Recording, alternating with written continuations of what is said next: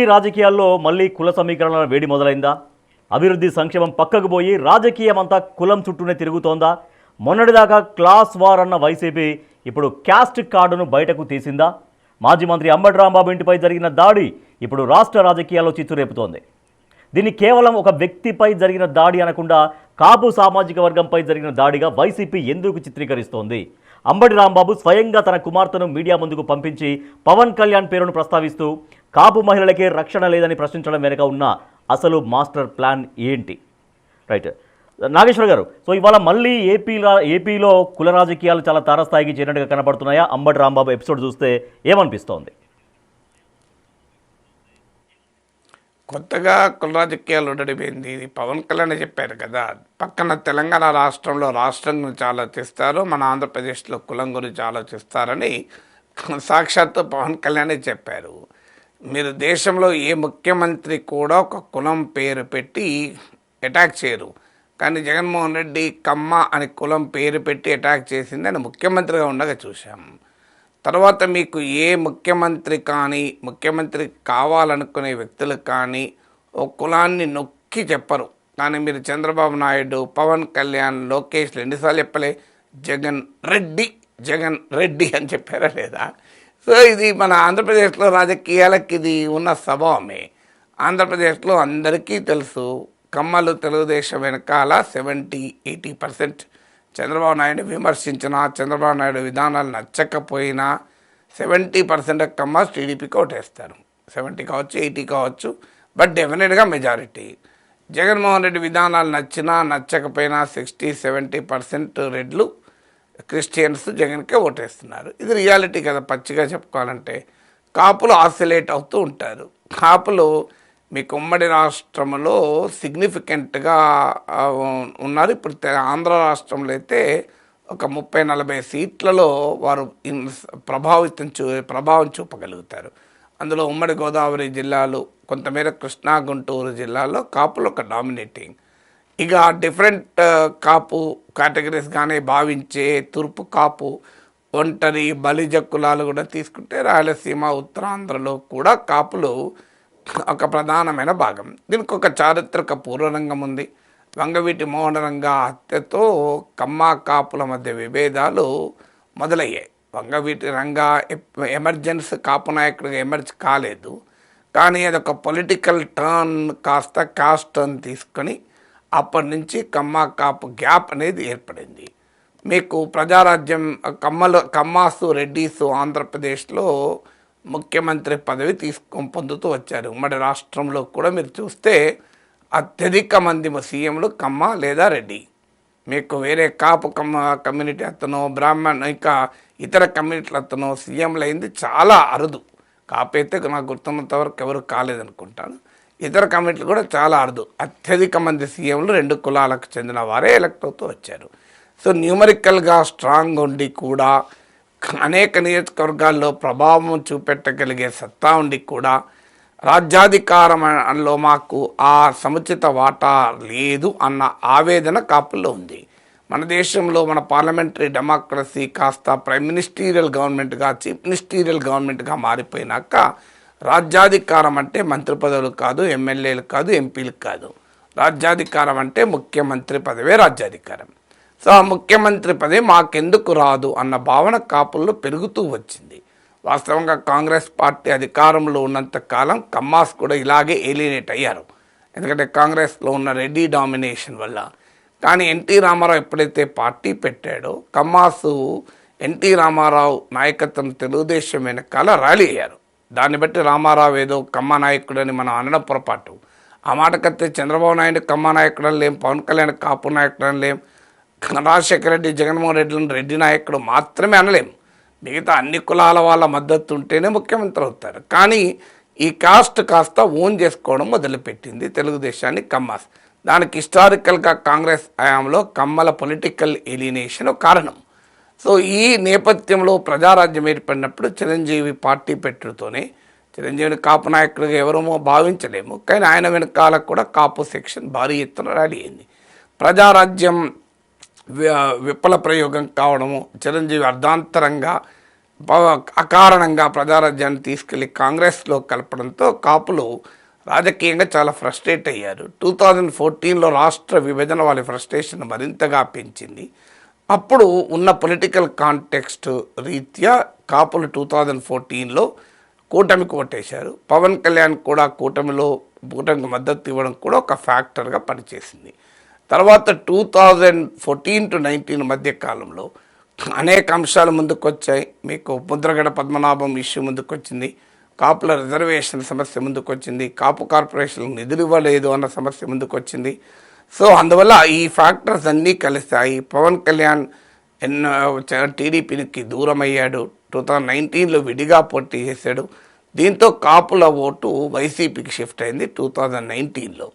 2024లో మళ్ళీ పవన్ కళ్యాణ్ గేమ్ చేంజర్గా ఆంధ్ర రాజకీయాల్లో ఎమర్జ్ కావడము, వైసీపీ వ్యతిరేక శక్తుల ఐక్యతకు పవన్ కళ్యాణ్ చేసిన కృషి, అందులో ఆయన ఇరుసులాగా పనిచేయడము, టీడీపీ జనసేనల కలయిక, చంద్రబాబు పవన్ కళ్యాణ్ల కలయిక ఒక అన్నేచురల్ సోషల్ కోalition ఆంధ్రప్రదేశ్లో ప్రవేశపెట్టింది. అసహజ సామాజిక సంకీర్ణం కమ్మాసు కాపుస్ మధ్య.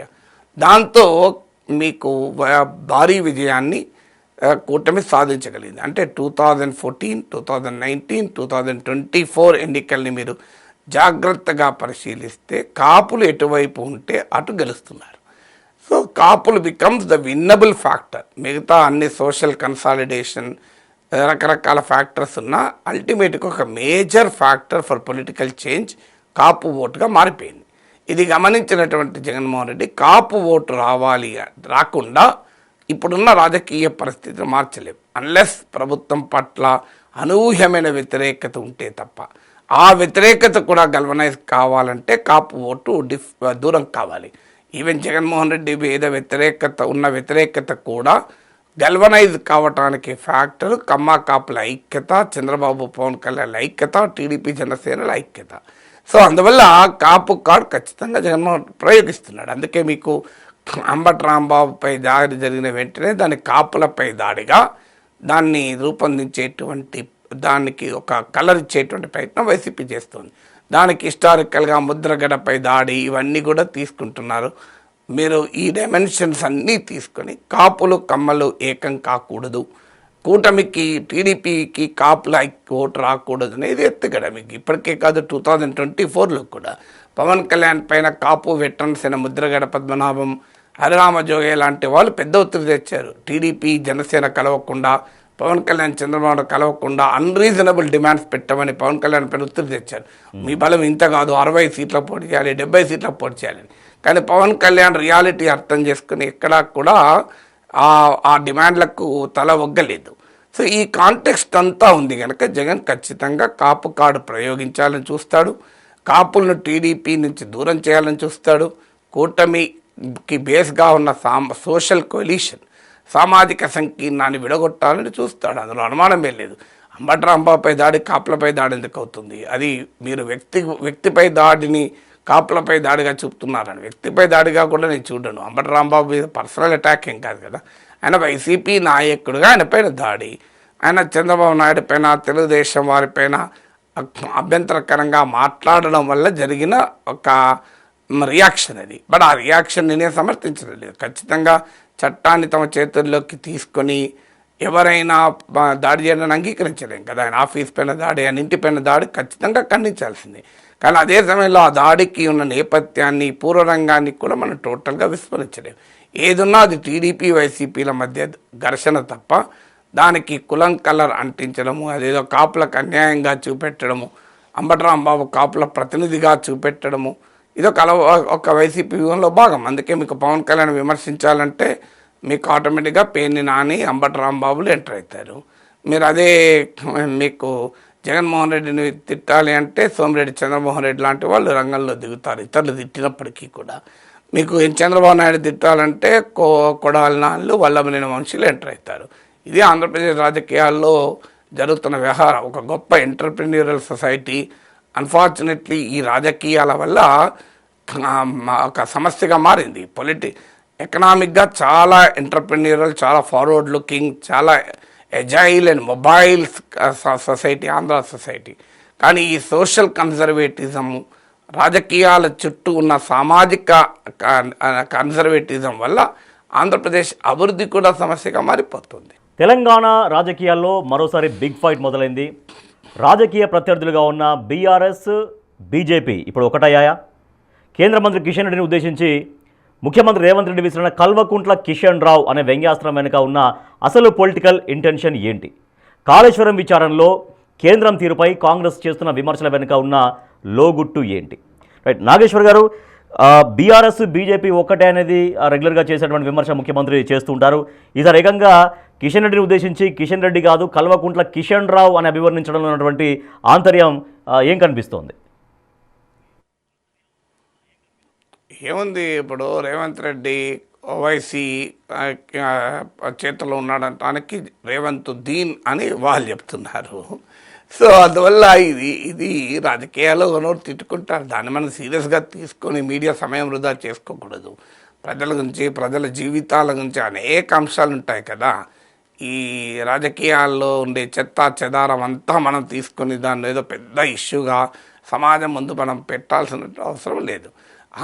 తెలంగాణ రాజకీయాల్లో మీకు జామెట్రీ చిన్నప్పుడు చదివే ఉంటారు. The sum of the two sides is always greater than the third side అని. అంటే ఒక త్రికోణంలో రెండు భుజాల కలిపితే మూడో భుజం కన్నా ఎక్కువ ఉంటుంది. సో ఇది జామెట్రీలో చదివిన సూత్రము. సో తెలంగాణ పొలిటికల్ జామెట్రీ కూడా ఏంటంటే బీఆర్ఎస్, బీజేపీ కలవడం అనేది డెఫినెట్గా కాంగ్రెస్కు ఛాలెంజ్ అవుతుంది. ఇది ఓటింగ్ సరళే చెప్తోంది కదా. మీకు 2023 ఎలక్షన్స్, అసెంబ్లీ ఎలక్షన్ తీయండి, 40% కాంగ్రెస్కి వచ్చింది. కాంగ్రెస్ వ్యతిరేక ఓటు, కాంగ్రెసేతర ఓటు వ్యతిరేక కాకపోయినా అది 60%. ఇందులో 37% బీఆర్ఎస్కి వచ్చింది, 14% బీజేపీకి వచ్చింది, 9% అదర్స్కి వచ్చింది. సో 37 + 14 51% మీకు బీఆర్ఎస్, బీజేపీలోకి వస్తే 40% కాంగ్రెస్కి వచ్చింది. అందువల్ల ఈ రెండు పార్టీలు కలిస్తే కాంగ్రెస్ 11% వెనుకబడి ఉంటుంది.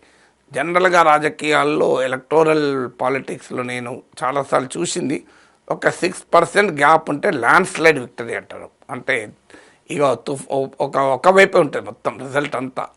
అలా అంటే మీకు 11% అంటే ఎంత ఉంటుందో మీరే ఆలోచించండి. 11%. ఇప్పుడు ఆంధ్ర రాజకీయాల్లో చూడండి, అరౌండ్ అదే 10% ఏబో గ్యాప్ వస్తే 11 సీట్లకు వైసీపీ పరిమితమైంది, 164 సీట్లు కూటమికి వచ్చాయి. సో అందువల్ల ఇదొక మీకు ఉదాహరణ. రెండవ ఉదాహరణ లోక్సభ ఎన్నికలు చెప్తాను. లోక్సభ ఎన్నికల్లో మీరు గమనించండి, 40% కాంగ్రెస్ కోట్ వచ్చింది. మీకు బీజేపీకి 35% వచ్చింది. మీకు 17% బీఆర్ఎస్కి వచ్చింది. అంటే మళ్ళీ చూడండి, బీజేపీ బీఆర్ఎస్ ఓటు 52%, అసెంబ్లీ ఎన్నికల్లో 51%, లోక్సభ ఎన్నికల్లో 52%. సేమ్ ఉంది చూడండి. కాంగ్రెస్ పార్టీ ఓటింగ్ అసెంబ్లీ ఎన్నికల్లో 40%, మీకు లోక్సభ ఎన్నికల్లో కూడా 40%. మరి దీంతో అసెంబ్లీ ఎలక్షన్స్లో 37 సీట్లు తెచ్చుకున్న బీఆర్ఎస్కు లోక్సభ ఎన్నికల్లో 1 సీట్ రాలే. బీజేపీకి ఏకంగా 8 సీట్లు వచ్చాయి కాంగ్రెస్తో సమానంగా. సో ఈ స్టాటిస్టిక్స్ చూస్తే క్లియర్గా ఏమర్థమవుతుంది, BRS plus BJP is always greater than the Congress. ఈ సింపుల్ మ్యాథమెటికల్ ఈక్వేషన్. సో ఆ రెండు కలిస్తే కాంగ్రెస్కు నష్టం. అందువల్ల ఆ రెండు కలవకూడదు అనేది కాంగ్రెస్ రాజకీయ వ్యూహం ఉంటుంది.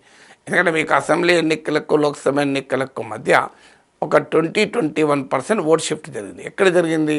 సో బీఆర్ఎస్కు 37% నుంచి 17% పడిపోయింది. అంటే 20% బీఆర్ఎస్ కోల్పోయింది. సరిగ్గా అదే శాతం ఓటు బీజేపీకి గెయిన్ అయింది, 14% నుంచి 35%కు.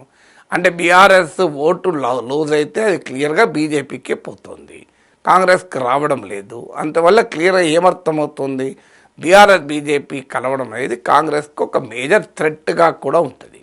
So that is the basic mathematics. కొద్దిగా అటు ఇటు తేడా ఉన్న ఓవరాల్గా మ్యాథమెటిక్స్ అది. సో అందువల్ల మీకు బీఆర్ఎస్ బీజేపీ ఒక్కటి కాకుండా చేసే ప్రయత్నం వల్ల కాంగ్రెస్ చేస్తుంది. ఇక రెండవది, బీఆర్ఎస్ బీజేపీలు ఒక్కటి కావడం, ఒక్కటి అని చెప్పడం ద్వారా ప్రజల్లో ఉండేటువంటి ఒక పొలిటికల్ మూడును ఇంపాక్ట్ చేయడం. అందువల్ల ప్రజల్లో యాంటీ కేసీఆర్ సెంటిమెంట్తో అసెంబ్లీ ఎన్నికల్లో కాంగ్రెస్ గెలిచింది. ఈ యాంటీ కేసీఆర్ సెంటిమెంట్నే బీజేపీ కూడా వాడుతుంది, అఫ్కోర్స్ ఫ్రమ్ యాంటీ కాంగ్రెస్తో సహా. సో ఈ మీకు బీజేపీ కూడా ఆ యాంటీ కేసీఆర్ సెంటిమెంటు బలంగా రిప్రజెంట్ చేసినప్పుడు బీజేపీ దుబ్బాకలో గెలిచింది, హుజూరాబాద్లో గెలిచింది, జిహెచ్ఎంసీలో గెలిచింది.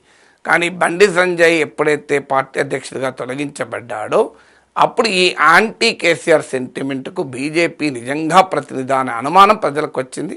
వెంటనే అది బీజేపీ దెబ్బతిన్నది, కాంగ్రెస్ గెలిచింది. అందువల్ల యాంటీ కేసీఆర్ సెంటిమెంట్ను రగిలించాలన్నా కూడా బీజేపీ కాదు యాంటీ కేసీఆర్ రాజకీయ ప్రతినిధి మేమే అని కాంగ్రెస్ చెప్పదలుచుకుంది. అలాగే యాంటీ కాంగ్రెస్ ప్రతినిధి బీజేపీ కాదు మేమే అని బీఆర్ఎస్ చెప్పదలుచుకుంది. అందుకే మీరు గమనించండి, బీజేపీ రేవంత్ రెడ్డి ఒక్కటే, రేవంత్ రెడ్డి తీసుకెళ్లి తెలంగాణ కాంగ్రెస్ నుంచి బయటకు వచ్చి బీజేపీలో చేరుతాడు, ఆయన ఆర్ఎస్ఎస్ మూలాలు ఉన్నాయని చెప్పి బీఆర్ఎస్ వాళ్ళు అంటుంటారు. అసెంబ్లీ ఎలక్షన్లకు ముందు ఓవైసీ కూడా అన్నాడు, అసెంబ్లీ ఎలక్షన్ల తర్వాత ఓవైసీ ఎంఐఎం ఇప్పుడు రేవంత్ రెడ్డితో ఉన్నారు, అది వేరే విషయం. కానీ మీరు పార్టీ ఫిరాయించారు, కూటమి ఫిరాయించారు. కానీ మీకు అందువల్ల ఆ యాంటీ కేసీఆర్ సెంటిమెంటు బీజేపీకి లాభం కలగకుండా ఉండాలి కనుక అది రెండవ లక్ష్యం. మూడో లక్ష్యం ఏంటంటే బీజేపీకి ఒక బలమైన వ్యతిరేక ఓటు బ్యాంక్ ఉంటుంది, అదే ముస్లిం ఓటు. ఈ ముస్లిం ఓటు బీఆర్ఎస్కు గణనీయంగా పడింది 11 ఏళ్ళు. ఈవెన్ లేటెస్ట్ ఇటీవల అసెంబ్లీ ఎన్నికల్లో కూడా బీఆర్ఎస్కే ముస్లిం ఓటు మెజారిటీ వచ్చింది. అందుకే మీకు హైదరాబాద్ లాంటి చోట ముస్లిం ఓటు కాంగ్రిగేషన్ ఉన్న చోట కాంగ్రెస్ సీట్లు రాలే, బీఆర్ఎస్కి వచ్చింది. దాన్ని బ్రేక్ చేసి జూబ్లీ హిల్స్ ఉప ఎన్నికలో కాంగ్రెస్ లాభం పొందింది. సో ఇంకా కూడా బీఆర్ఎస్కు సిగ్నిఫికెంట్గా ముస్లిం ఓటు ఉంది. సో బీఆర్ఎస్ నుంచి ముస్లిం ఓటు దూరం చేయాలి అంటే బీఆర్ఎస్ బీజేపీ ఒక్కటే అని చెప్పడం కాంగ్రెస్ రాజకీయ వ్యూహం. సో ఈ 3 కారణాల రీత్యా మీకు ఒకటి political geometry, 2 anti KCR sentiment, మూడోది ముస్లిం ఫ్యాక్టర్. అందువల్ల కాంగ్రెస్ పదే పదే బీఆర్ఎస్ బీజేపీ ఒక్కటే అని చెప్తూ ఉంటుంది. దీన్ని ప్రజలు ఏ మేరకు నమ్మితే ఆ మేరకు ఫలితాలు కూడా ఉంటాయి. తెలంగాణ మున్సిపల్ ఎన్నికల సమరంలో ఇప్పుడు సెంటిమెంట్ వార్ మొదలైంది. ఒకవైపు పురపోరులో విజయం సాధించాలని చూస్తున్న BJP AP deputy CM Pavan కళ్యాణ్ని రంగంలోకి దించాలని భావించింది. అయితే పవన్ కళ్యాణ్ ప్రచారంపై కాంగ్రెస్ ఘాటుగా విమర్శిస్తోంది. అసలు తెలంగాణ బీజేపీ నేతలకు తమ సొంత బలంపై నమ్మకం లేదా? పవన్ కళ్యాణ్ వస్తేనే ఓటు రాలుతాయా? పవన్ ప్రచారం చేస్తే బీజేపీకి పట్టం కడతారా, లేక ఏపీ నేతల జోక్యం అంటూ తెలంగాణ సెంటిమెంట్ మళ్ళీ బగ్గుమంటుందా? ఇవన్నీ కూడా అనేక క్వశ్చన్స్ రైజ్ అయ్యాయి. సో ఫైనల్గా మాత్రం మళ్ళీ పవన్ కళ్యాణ్ ప్రచారానికి రావట్లేరు అనేది కంక్లూజన్ వచ్చేసింది. రైట్, నాగేశ్వర్ గారు, సో ఇప్పటికే పవన్ కళ్యాణ్ ప్రచారం కోసం డైరెక్ట్గా స్వయంగా కేంద్ర మంత్రి కిషన్ రెడ్డి వెళ్ళారు, బీజేపీ చీఫ్ రామచంద్ర ఇద్దరే కలిసి వెళ్ళారు. కానీ మళ్ళీ ఎందుకు బీజేపీ వెనుకంజ వేసినట్టుగా కనపడుతోంది పవన్ కళ్యాణ్ ప్రచారం ఆ విషయంలో? BJP is known for self goals. ఒక పార్టీ సహకారము మరో నాయకుని ప్రచారం కోరడం వల్ల ఆ పార్టీ వీక్ ఉంది అనుకుంటే పొరపాటు. అలా అయితే 2004లో రాజశేఖర నాయకత్వంలో కాంగ్రెస్ గెలిచినప్పుడు కమ్యూనిస్టులతోని బీఆర్ఎస్తో పొత్తు పెట్టుకున్నారు. అప్పుడు వీక్ ఉండే పొత్తు పెట్టుకున్నారా? తమ చేత కాదనే పొత్తు పెట్టుకున్నారా? దేశంలో చాలా చోట్ల కాంగ్రెస్ కూటమిగా లేదా, మిత్రపక్షాలు లేదా, ఇండియా కూటమి లేదా, అంటే రాహుల్ గాంధీ చేత కాదని చెప్పి ఇండియా కూటమి ఏర్పాటు చేసుకున్నారా? సో ఆ రకమైన విమర్శ బీజేపీపై చేయడం కరెక్ట్ కాదు. బలం ఉన్నా కూడా మిత్రుల్ని కూడగట్టుకుంటారు. పవన్ కళ్యాణ్ ఏమీ అపరిచితులు కాదు బీజేపీకి, ఇది పార్ట్ ఆఫ్ ఎన్డీఏ లీడర్ అయినా. సో పక్క రాష్ట్రంలో పవన్ కళ్యాణ్తో పొత్తుంది, ఏముంది తప్పేముంది పవన్ కళ్యాణ్ బీజేపీ ప్రచారానికి వస్తే? అందువల్ల పొలిటికల్ క్వశ్చన్ చేసే అవకాశం కాంగ్రెస్కు లేదు, అది కరెక్ట్ కాదు. కానీ కరెక్ట్ ఏంటి అంటే మన పవన్ కళ్యాణ్ ప్రచారం వస్తే బీజేపీ పరిస్థితి ఏంటి? సహజంగా మీకు ఢిల్లీలో ఉన్న నాయకులకు స్థానిక రాజకీయాలు అర్థం కావు. ఈ పొలిటికల్ కన్సల్టెన్సీలపైన ఆధారపడే వారికి పొలిటికల్ ఇన్పుట్స్ ఉండవు. కేవలం వాళ్ళు రీసెర్చ్ చేసి డేటా ఇస్తారు, వాళ్ళు ఇచ్చే గైడెన్స్ వీళ్ళు నమ్ముతుంటారు జాతీయ నాయకత్వం. Pavan Kalyan political star, film star, ఆయనకు పెద్ద ఎత్తున అన్ని రాష్ట్రాల్లోనూ తెలుగువారు ఎక్కడుంటే అక్కడ పవన్ కళ్యాణ్ పలుకుబడి ఉంటుంది, నిజమే. దాంట్లో కానీ అవన్నీ ఓట్లు పడతాయా? ఇప్పుడు నేను ఓజీ కదా పవన్ కళ్యాణ్ కొత్త సినిమా, సో అది రిలీజ్ అయినప్పుడు నేను అమెరికాలో ఉన్నాను, డలాస్లోనే ఉన్నాను. అసలు మామూలు ఫీవర్ కాదు, సినిమా ఫీవర్. మరి అని చెప్పి పవన్ కళ్యాణ్ జనసేన అమెరికాలో పోటీ చేసి మీకు డలాస్ కౌంటీకో లేకుంటే టెక్సాస్ గవర్నర్ పోటీ చేసి గెలుస్తాడా? సో ఓట్లు వస్తాయా? సో అందువల్ల అభిమానం ఉండడం వేరు, ఓట్లు రావడం వేరు. పొలిటికల్ కాంటెక్స్ట్ అనేది కీలకమైన ఫ్యాక్టర్. అభిమానం చంద్రబాబు నాయుడుకి లేరా, జగన్కి లేరా, తెలంగాణలో అభిమానులు ఉన్నంత మాత్రాన ఓట్లు పడాలని రూల్ ఏమీ లేదు. సో ఆ పొలిటికల్ కాంటెక్స్ట్ ఏంటి అంటే ఆంధ్రప్రదేశ్ తెలంగాణ విడిపోయాయి. ఈ విడిపోవడంలో కీలక పాత్ర పోషించింది వాటర్ ఇష్యూ. ఆ వాటర్ ఇష్యూ స్టిల్ సజీవంగా ఉంది. సో సజీవంగానే కాదు, ఇప్పుడు డిబేటబుల్ అంశంగా కూడా ఉంది. కృష్ణానదిలో 50% వాటా మాకు కావాల్సిందే అని తెలంగాణ అడుగుతోంది. ఇప్పుడు మీకు నియర్లీ 800 అబౌవ్ టీఎంసీలు కృష్ణానదిలో ఈవెన్ మీకు బ్రజెస్ ట్రిబ్యునల్కు ముందు ఉంటే అందులో 199 టీఎంసీ, నియర్లీ 200 టీఎంసీస్ తెలంగాణ వాడుతుంది. 25%. 50% మా వాటా ఉండాలి, ఎందుకంటే కృష్ణానది తెలంగాణని ఎక్కువ ప్రవహిస్తుంది అన్నది తెలంగాణ డిమాండ్గా ఉంది. మరి దీనికి ఆంధ్రప్రదేశ్ నాయకులు ఒప్పుకుంటారా? అందులో పవన్ కళ్యాణ్ ఆ రాష్ట్ర ఉప ముఖ్యమంత్రి. అసెంబ్లీ ఎన్నికల్లో వచ్చి ప్రచారం చేశారంటే అప్పుడైనా ఉప ముఖ్యమంత్రి కాదు, ప్రతిపక్ష నేత. అలాగే మీకు గోదావరి నదిలో మీకు మనకచెర్ల, నల్లమల సాగర్ లాంటి ఆంధ్రప్రదేశ్ ప్రాజెక్టులను తెలంగాణ వ్యతిరేకిస్తోంది. కృష్ణానది పైన ముచ్చుమర్రి, రాయలసీమ ఎత్తిపోతల పథకాన్ని తెలంగాణ వ్యతిరేకిస్తోంది. తెలంగాణకు చెందిన పాలమూరు రంగారెడ్డి ఎత్తిపోతల పథకం పైన ఆంధ్రాకి అభ్యంతరాలు ఉన్నాయి. అసలు 7 మండలాలు, తెలంగాణకు చెందిన ఉమ్మడి ఖమ్మం జిల్లాకు చెందిన 7 మండలాల్ని సీలేరు విద్యుత్ ప్రాజెక్టుతో సహా తీసుకెళ్లడం పైన తెలంగాణ మొదటి నుంచి అభ్యంతరం ఉంది. ఇన్ని రకాల ఇష్యూస్ ఆంధ్ర తెలంగాణ మధ్యలో ఉండగా ఆంధ్రప్రదేశ్ ఉప ముఖ్యమంత్రి బీజేపీకి ప్రచారానికి వచ్చినప్పుడు ఈ క్వశ్చన్ అనివార్యంగా వస్తుంది. పవన్ కళ్యాణ్ స్టాండ్ ఏంటి అని. పవన్ కళ్యాణ్ తెలంగాణకు అనుకూలంగా మాట్లాడితే ఆంధ్రాలో తీవ్ర ప్రతిఘటన ఎదుర్కొంటాడు. సో ఒకవేళ అలా అని చెప్పి ఆంధ్రప్రదేశ్ ప్రయోజనాలకు అనుగుణంగా మాట్లాడితే తెలంగాణ బీజేపీకి అది డిజాస్టర్ అయిపోతుంది. సో అందువల్ల ఎటైనా అటు పవన్ కళ్యాణ్ నష్టపోతాడు, అటు బీజేపీ నష్టపోతుంది.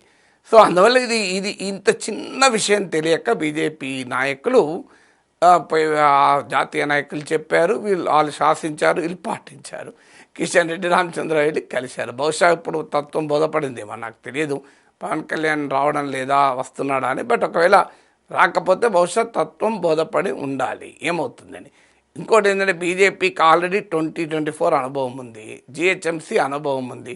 జిహెచ్ఎంసీలు అంటే కనీసం పొత్తలేదు. 2024లో 7 అసెంబ్లీ సీట్స్ జనసేనకి ఇస్తే ఒక్క సీటు గెలవలేదు. పైగా మీరు అసెంబ్లీ ఎన్నికల్లో సగటున జనసేనకు వచ్చిన ఓటింగ్ చూడండి, బీజేపీకి వచ్చిన ఓటింగ్ చూడండి, చాలా తక్కువ జనసేనకు వచ్చిన ఓటింగ్. సో అందువల్ల అక్కడ అవకాశమే లేకున్నా పెద్ద ప్రయోజనం రాదని హిస్టరీ చెప్పినా కూడా బీజేపీకి అర్థం కాలే. సో అట్ ఈవెన్ 2014లో మీకు ఎన్డీఏలో టీడీపీ చేరినాక బీజేపీ టీడీపీ ఆంధ్రప్రదేశ్లో విడిపోకముందే తెలంగాణలో విడిపోయారు. మన ముందే ఎందుకు విడిపోయారు? ఆంధ్రప్రదేశ్లో చాలా 2018 దాకా పొత్తుండే. ఎందుకు విడిపోయారంటే కలవద్ది తెలుగుదేశంతో ఉంటే నష్టపోతామని.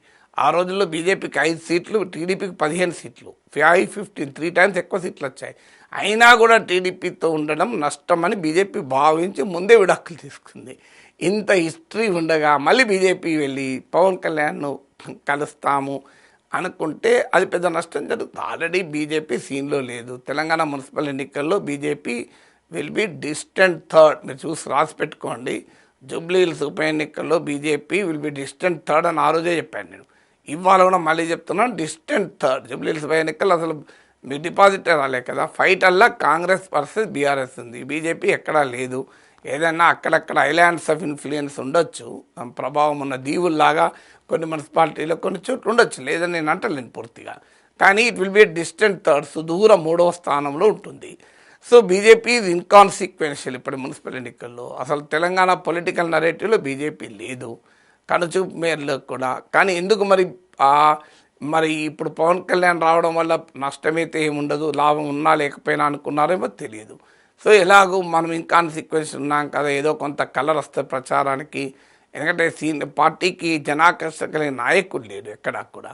సో పవన్ కళ్యాణ్ వస్తే జనాకర్షణ వస్తుందని భావించి ఉంటే ఉండొచ్చు. ఎందుకంటే స్టార్ క్యాంపెయినర్స్కు బీజేపీకి లేరు. భారీ ఎత్తున జనాన్ని సమీకరించగలిగేటువంటి నాయకులు లేకుండా పోయారు బీజేపీకి. ఉన్న బండి సంజయో ఇలాంటి నాయకులు ఎవరో కొద్ది తిరుగుతున్నారు తప్ప భారీగా జనాన్ని తెలంగాణ అంతటా ప్రజల్ని ఆకర్షించగలిగేటువంటి నాయకులు లేరు. దీనికి తోడు అంతర్గత కుమ్ములాటలు. 2 లీడర్లు ఉంటే 3 గ్రూపులు ఉంటాయి. ప్రధానమంత్రి చీవాట్లు పెట్టాడు. సో ఈ గందరగోళం అంతా బీజేపీలో ఉంది. దాంట్లో బీజేపీలో కొంతమంది కేసీఆర్కి సన్నిహితం, కొంతమంది రేవంత్ రెడ్డి సన్నిహితం అన్న ఆరోపణలు ఉంటాయి. సో ఈ గందరగోళం ఉంది కనుక కనీసం పవన్ కళ్యాణ్ వస్తానన్నా ఓవరాల్గా ఇది ఒక ప్లాస్టిక్ సర్జరీ లాగా ఉపయోగపడతాను అనుకున్నారేమో. కానీ మళ్ళీ తర్వాత అర్థమైందేమో తెలియదు. అమెరికా ఇండియాల మధ్య ట్రేడ్ డీల్ ఫైనల్ అయింది. అయితే ఇదే టైంలో ఈ విషయాన్ని కన్ఫర్మ్ చేస్తూ దిగుమతులు ఎగుమతుల వివరాలు తెలియజేస్తూ ఇండియా మ్యాప్ను రిలీజ్ చేసింది.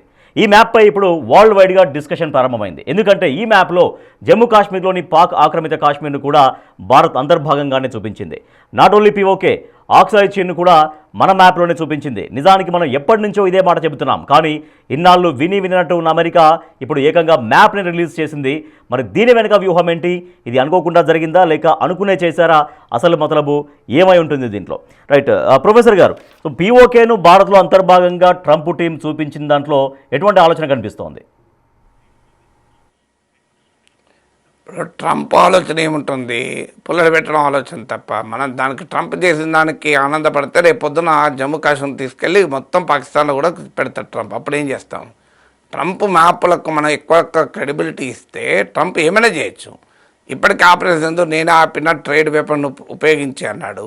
కాశ్మీర్లో మధ్యవర్తిత్వం చేస్తానన్నాడు. సో ట్రంప్ చెప్పిన దాన్ని మనం సీరియస్గా తీసుకుంటే రేపు మనకే ప్రమాదం. ఐ లవ్ పాకిస్తాన్ అంటున్నాడు Trump. So what is the guarantee? రేపు జమ్మూ కాశ్మీరే కాదు పంజాబ్ కూడా తీసుకెళ్ళి పాకిస్తాన్లో చూపెడతాడు. అప్పుడు ఒప్పుకుందామా? సో ఇప్పుడు ఒప్పుకున్నప్పుడు ఒప్పుకోవాల్సి వస్తే క్రెడిబిలిటీ ఇస్తే. అందువల్ల ట్రంప్ను పూర్తి కంటెంప్ట్తో డిస్మిస్ చేయాలి. ట్రంప్ మనకు అనుకూలంగా మాట్లాడితే మనం ఏది భుజాలు ఎగురేయద్దు. అది చాలా ప్రమాదకరం ట్రంప్ లాంటి అతనితో డీల్ చేయడం. ఎందుకంటే అమెరికా మనకు డెఫినెట్గా పాక్ ఆక్రమిత కాశ్మీర్ భారత్లో అంతర్భాగం. అది ఇవాళ కాకపోతే రేపైనా పీఓకేను ఇండియాలో ఇంటగ్రేట్ చేసుకోవాల్సిందే. దాంట్లో ఏం డిస్ప్యూట్ లేదు. ఆక్సాయ్ చీన్ మనది, అది పాకిస్తాన్ ఆక్రమించి చైనాకి ఇచ్చింది. సో అది చైనాది కాదు, పాకిస్తాన్ది కాదు, అది ఇండియాది. ఇంతవరకు మనం ఖచ్చితంగా డిప్లొమాటిక్గా చెప్పాల్సిందే. కానీ ఏదో ట్రంప్ ఏదో మ్యాప్లో చూపెడితే మనం దానికి ఆనందపడి ఉబిలాట పడితే చాలా ప్రమాదకరం. అట్లంటే భారతదేశానికి చెందిన కొన్ని భూభాగాలను నేపాల్ తన మ్యాప్లో చూపెట్టి ఆ మ్యాప్ ఏకంగా పార్లమెంట్ చట్టమే చేసింది అని చెప్పి మన భూభాగాలు నేపాల్లో కలిసిపోయాయా? ఇప్పటికీ అరుణాచల్ ప్రదేశ్ను ఇతర ప్రాంతాలను చైనా తనలో భాగంగా చూపుకుంటుంది. అంటే అరుణాచల్ ప్రదేశ్ చైనాది అయిపోతుంది ఆ మ్యాప్లలో చూపెట్టుకుంటే. ఇప్పుడు ట్రంప్ మ్యాప్ మ్యాప్లోమసీ అంటారు దీన్ని. సో ఈ మ్యాప్లోమసీకి మనం కేరింతలు కొట్టకూడదు. ఎందుకంటే కెనడాను అమెరికాలో 51వ రాష్ట్రంగా చూపెడుతూ కూడా మ్యాప్లు విడుదల చేశాడు. గ్రీన్లాండ్ పైన అమెరికా ఫ్లాగ్ వేసి చూపెట్టాడు. మీకు వెనుజులాది కూడా అమెరికాలో భాగం అంటాడు. సో ట్రంప్ ఏమంటాడు ఎవరికి తెలుస్తుంది, ఎప్పుడు ఏదంటాడు?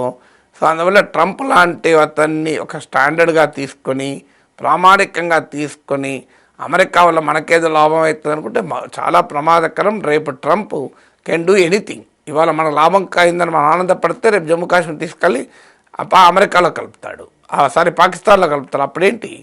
ఇక రెండవది, మొదటి నుంచి మన విధానం ఏంటి కాశ్మీర్ పైన?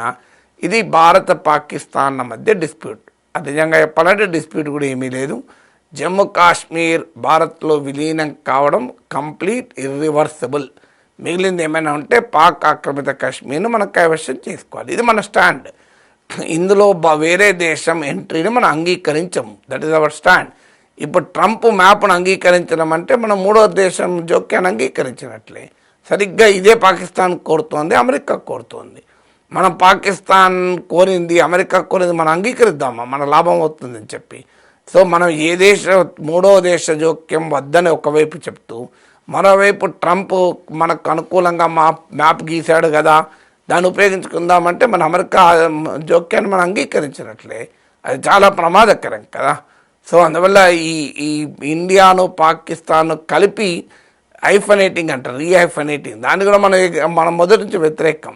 America relations with India are not related to Pakistan.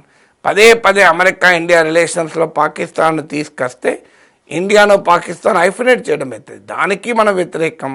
So ఇంత క్లియర్గా మనం వ్యతిరేకంగా ఉన్న అంశాలు ఉండగా ఏదో ట్రంప్ ఏదో మ్యాప్ గీశాడని, ఆ మ్యాప్లో మనకు ఉపయోగం ఉందని మ్యాప్లో ఉంటే ఏమొస్తుంది? రేపు నిజంగానే మనం పాకిస్తాన్లోని పీఓకేలో ఆక్రమించుకోవటానికి మోడీ ప్రభుత్వం సైన్యం పంపుతాడు. ట్రంప్ ఊరుకుంటాడా? అమెరికా మన మద్దతు ఇస్తుందా? పోనీ మద్దతు ఇవ్వకపోయినా మంచిదా? మౌనంగా ఉంటుందా? ఏమంటాడు? న్యూక్లియర్ వార్ అయ్యే ప్రమాదం ఉందని నేను ఆపుతా అని చెప్పి ముందుకు వస్తాడు. So let us be very clear. Terrorist స్థావరాలను అటాక్ చేస్తేనే యుద్ధం ఆపమన్నాడు. రేపు నిజంగానే మన పీఓకేని ఆక్రమించాలని చూస్తే యుద్ధం ఒప్పుకుంటాడు ట్రంప్.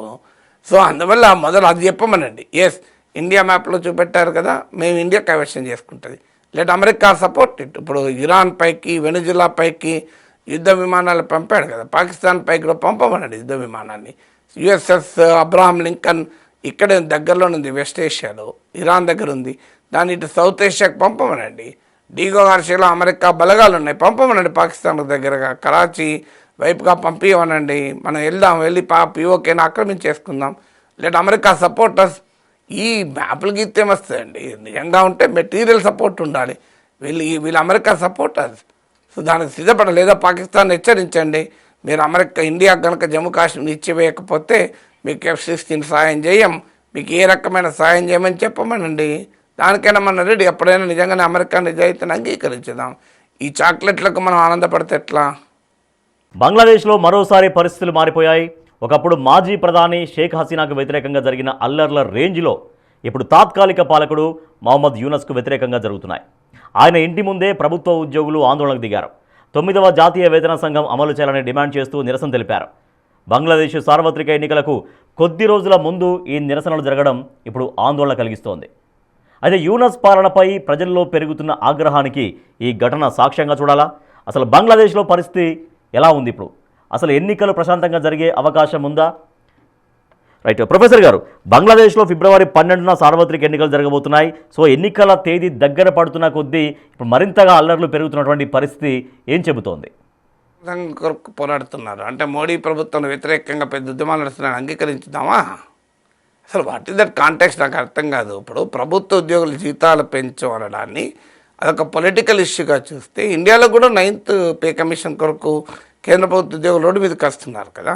నిన్న కాక మొన్న బ్యాంక్ ఉద్యోగులు 5-day వీక్ కొరకు దేశవ్యాప్త సమ్మె చేశారు కదా. మోడీ ప్రభుత్వం తలకిందులైతే అందామా? ఇప్పుడు మన శత్రువునైనా మనం అంచనా వేసేటప్పుడు సరిగా అంచనా వేయాలి తప్ప ఒకదానికి గోడగుండుకు ఇంకో దానికి ఏదో ముడిపెట్టడం అనేది కరెక్ట్ కాదు. సో 9th పే కమిషన్ కొరకు బంగ్లాదేశ్లో యూనస్ ప్రభుత్వం ఇంటి ముందే కాదు, మోడీ ఇంటి ముందు కూడా ధర్నాలు జరుగుతాయి. సో దట్ డజంట్ మీన్ అదేదో యూనస్ ప్రభుత్వానికి వ్యతిరేకంగా జరుగుతున్నాయి మనం ఇస్తే దట్ మన స్థాయిని తగ్గించుకోవడం అవుతుంది. డెఫినెట్గా యూనస్ ప్రభుత్వం ప్రజల్లో మద్దతు లేదు, దాంట్లో డిస్ప్యూట్ లేదు. అది ప్రజలు ఎన్నుకున్న ప్రభుత్వమే కాదు, దాన్ని ప్రజలు ఇక్కడ మనం ఎందుకు గుర్తించాలి? Yunus is not an elected government. So elected ఒక ప్రజా సపోర్ట్ లేకుండా, ప్రజా పాపులారిటీ లేకుండా ఆ ప్రభుత్వం ఏర్పడింది కనుక యూనస్ ప్రభుత్వాన్ని మేము గుర్తించము అని చెప్పాలి మనం. అది వదిలేసి ఉద్యోగులు నిరసన చెప్తాను కనుక యూనస్ పని అయిపోయింది అని చెప్తే మన విలువ దొక్కుతుంది. అది చెప్పే కారణం కూడా కరెక్ట్గా చెప్పాలి. ఖచ్చితంగా Yunus has no credibility, Yunus has no legitimacy, Yunus has no popular support, is an illegitimate ruler. ఆయన ఏమి పాపులర్ మ్యాండేట్తో గెలిచిన వాడు కాదు. ఎన్నికల్ని వాయిదా వేయడానికి సర్వ ప్రయత్నాలు చేస్తున్నాడు. తర్వాత యూనస్ ఏం బంగ్లాదేశ్ను ఉద్ధరించలేదు.